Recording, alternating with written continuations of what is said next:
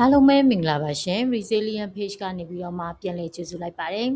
ဒီနေ့မှာတော့လူတစ်ယောက်ကိုပထမဆုံးတွေ့ရင်ဘယ်လိုမျိုးစတင်မိတ်ဆက်ပြီးတော့မှမေးခွန်းတွေမေးကြမလဲဆိုတာနဲ့ပတ်သက်ပြီးတော့မှ sharing လုပ်ပြီးသွားချင်တာပဲဖြစ်ပါတယ်ရှင်ပထမဆုံးဆက်စချင်းတွေ့ရင်တော့ကိုယ့်ရဲ့နာမည်ကိုစတင်မိတ်ဆက်ပြီးတော့မှစကားစလို့ရတယ်ပေါ့နော် Hi I'm Susan nice to meet you ငါကတော့ Susan မှာတွေ့ရတာဝမ်းသာပါတယ် Hi I'm Susan nice to meet you Hi I'm Susan nice to meet you ဒါဆိုရင်တော့ကိုကမိတ်ဆက်ပြီးပြီဆိုရင်တော့စပြီးတော့မှမေးခွန်းလေးတွေစပြီးတော့မှမေးလို့ရပါပြီပထမဆုံးအနေနဲ့ဘယ်ကလာလဲဆိုပြီးတော့မှစပြီးတော့မှမေးလို့ရပါတယ် Where are you from Where are you from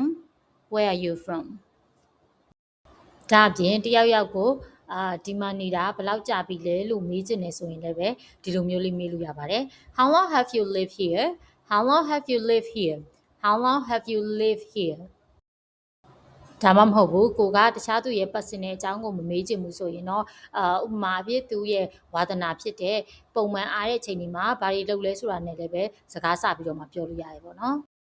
ဒါဆိုရင်တယောက်ယောက်ကိုပုံမှန်အားတဲ့အချိန်မှာဘာလုပ်လဲလို့ English လို့ဘယ်လိုလေးမေးမလဲဆိုရင်တော့ What do you usually do in your free time What do you usually do in your free time What do you usually do in your free time ဒါဆိုရင်တော့တယောက်ယောက်ကိုတွေ့တဲ့အခါမှာဘယ်လိုမျိုးလေးစကားစပြီးတော့မှပြောရမလဲဆိုတာနဲ့ပတ်သက်ပြီးတော့မှသိသွားမယ်လို့ယုံကြည်ပါတယ်နော် So thank you so much for your attention see you in next video